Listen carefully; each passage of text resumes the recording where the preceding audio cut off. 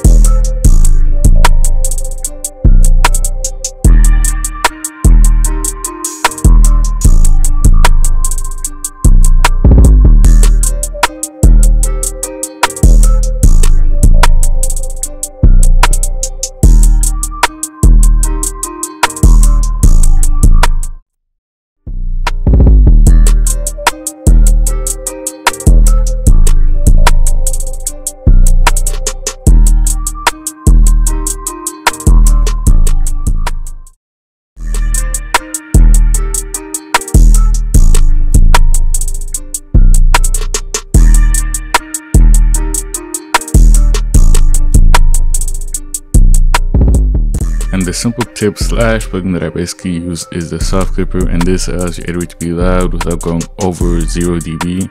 The only thing you have to worry about is not pushing your 808 too loud. But yeah, that's pretty much it. Thank you for watching the video. See you next time.